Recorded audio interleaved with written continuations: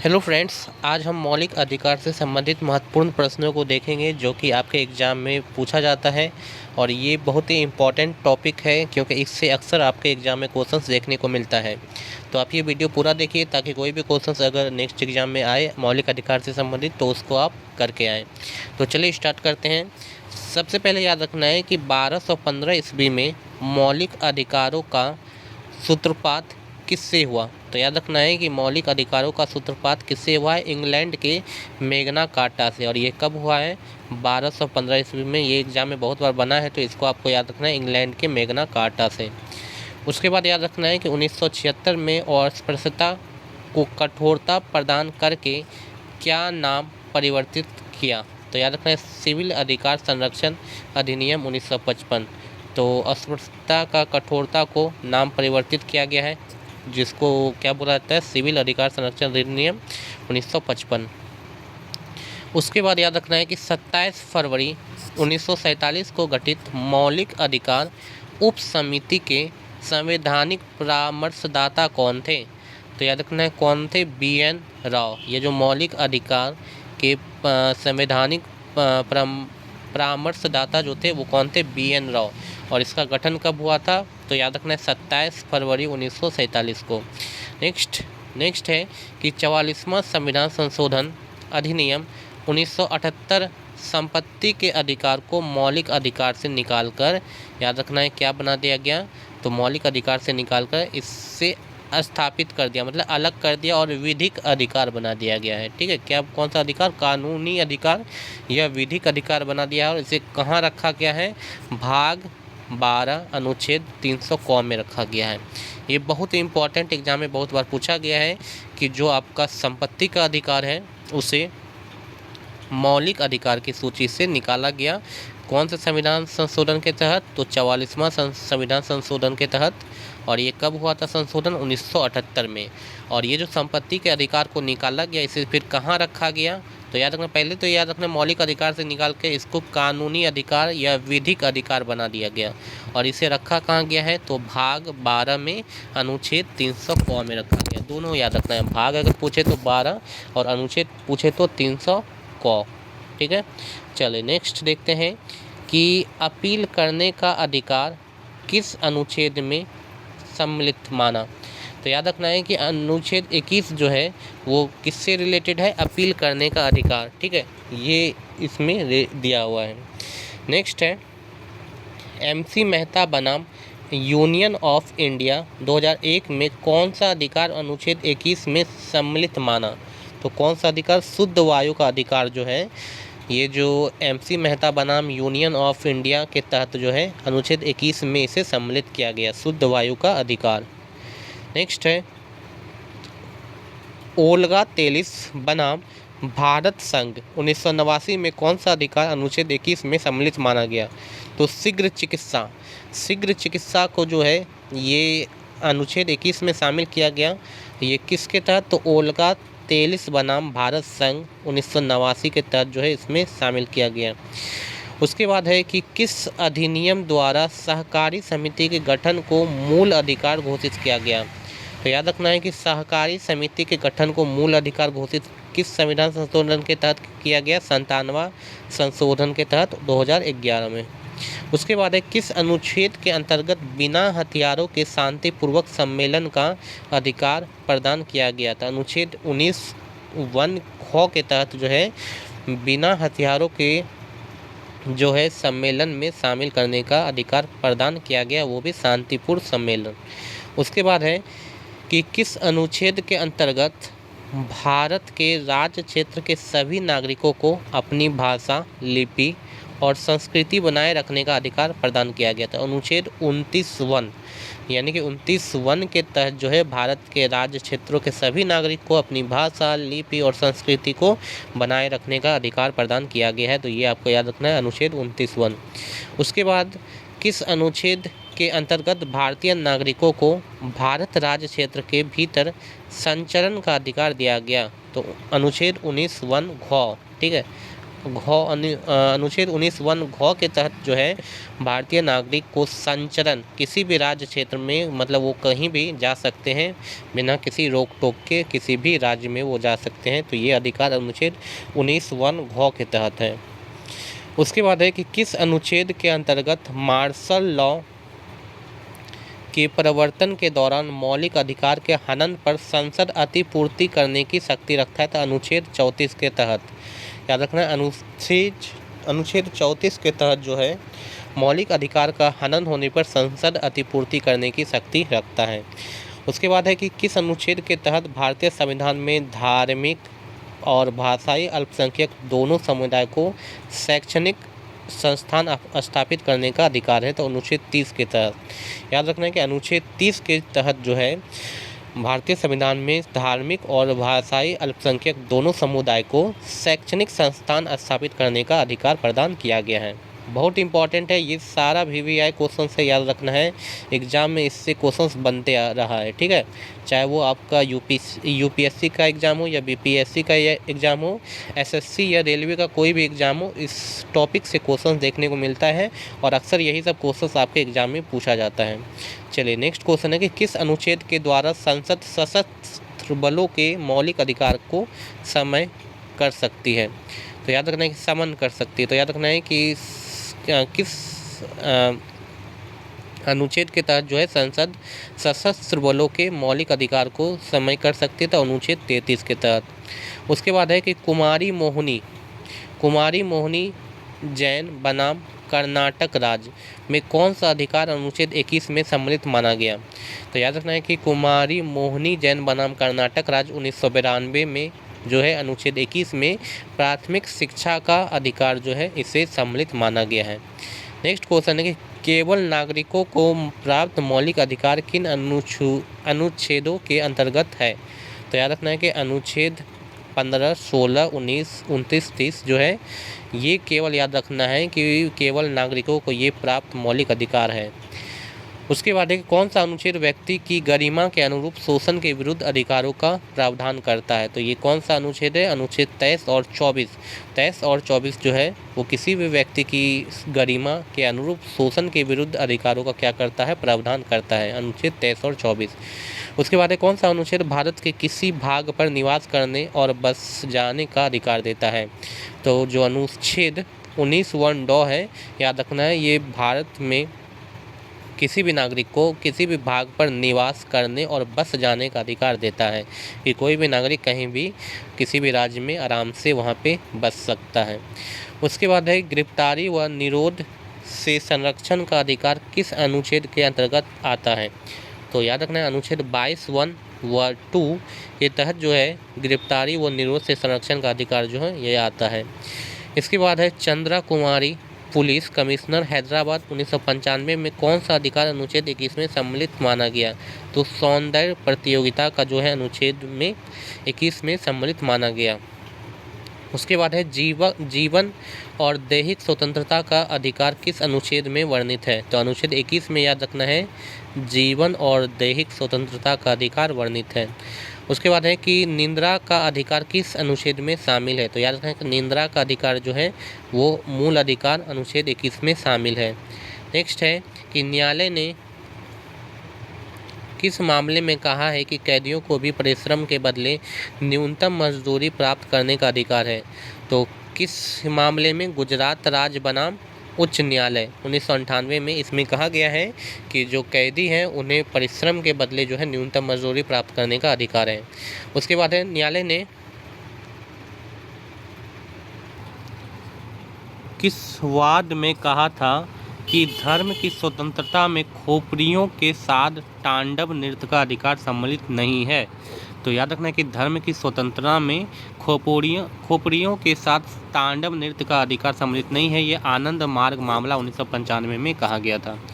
Next है न्यायालय ने किस वाद में कहा था कि प्रचार करने का स्वतंत्रता में बलात् प्रचार का अधिकार नहीं है। तो स्टेनलेस बनाम मध्य प्रदेश राज्य 1977 में ये कहा गया था। उसके बाद न्यायालय ने जीविकोपार्जन का अधिकार किस अनुच्छेद में सम्मिलित किया गया है। तो अनुच्छेद 21 में ही जीविकोपार्जन का अधिकार जो है वो सम्मिलित किया गया है। नेक्स्ट है पुलिस की क्रूरता के विरुद्ध अधिकार किस अनुच्छेद में सम्मिलित है? तो अनुच्छेद 21 में जो है ये सम्मिलित किया गया है पुलिस की क्रूरता का विरोध अधिकार। उसके बाद है कि भाग 12 अनुच्छेद 300 को किस अधिकार से संबंधित है? कानूनी अधिकार से ये संबंधित है और इसी में याद रखना है कि भाग 12 और अनुच्छेद 300 क में ही जो है संपत्ति के अधिकार को शामिल किया गया है, जो कि संपत्ति का अधिकार सबसे क्या था, पहले आपका मौलिक अधिकार था, उसे मौलिक अधिकार के सूची से निकालकर यहीं पे रखा गया है और ये कानूनी अधिकार है। उसके बाद है कि भारत में मौलिक अधिकार की घोषणा के लिए सबसे पहले कब मांग की गई? तो 1895 में याद रखना है कि मौलिक अधिकारों की घोषणा के लिए सबसे पहले मांग की गई। नेक्स्ट है भारत राज्य क्षेत्र के भीतर संचरण का अधिकार पर प्रतिबंध की व्यवस्था किस अनुच्छेद में की गई है? तो अनुच्छेद 19(5) में ये की गई है। उसके बाद है कि भारतीय नागरिकों को वृत्ति, उपजीविका, व्यापार और कारोबार की स्वतंत्रता पर युक्त निषेध लगाने का अधिकार किस खंड में दिया गया है? खंड 6 में दिया गया है।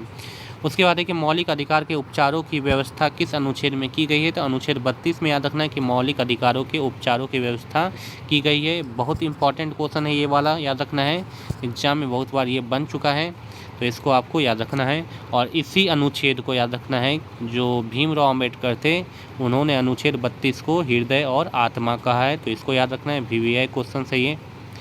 चलिए नेक्स्ट क्वेश्चन में चलिए। नेक्स्ट क्वेश्चन है कि राष्ट्रीय रोजगार गारंटी अधिनियम के तहत नागरिकों को वर्ष में कितने दिन के रोजगार का अधिकार दिया गया है? तो 100 दिन। एक वर्ष में 100 दिन जो है वो इसका गारंटी योजना देता है, ठीक है। राष्ट्रीय रोजगार गारंटी के तहत जो है नागरिक जो है 100 दिन तक पक्का काम उसको मिलता है। उसके बाद है वे अधिकार क्या कहलाते हैं जिन्हें राज्य के विरुद्ध न्यायपालिका का संरक्षण प्राप्त होता है? तो मौलिक अधिकार।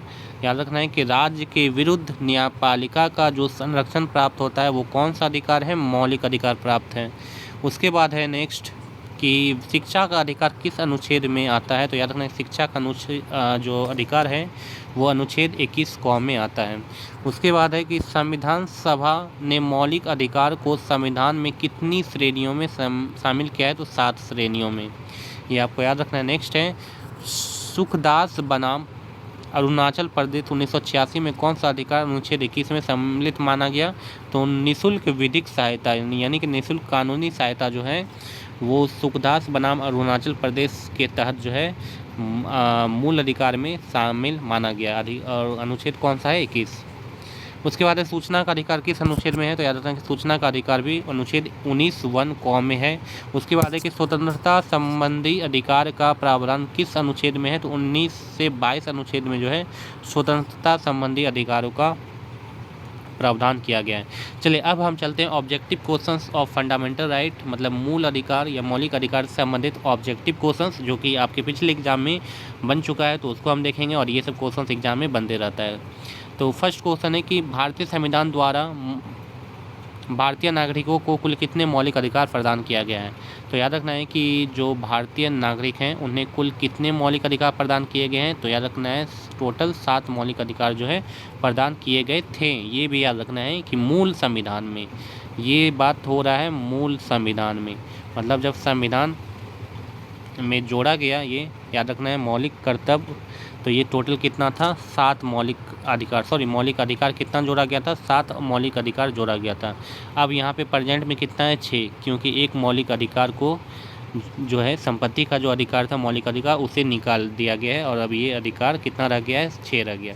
चलिए नेक्स्ट क्वेश्चन चलते हैं। संविधान, भारतीय संविधान के किस अनुच्छेद में संवैधानिक उपचारों का अधिकार दिया गया है? तो याद रखना है कि अनुच्छेद 32 में याद रखना है कि जो संवैधानिक उपचारों का अधिकार दिया गया है।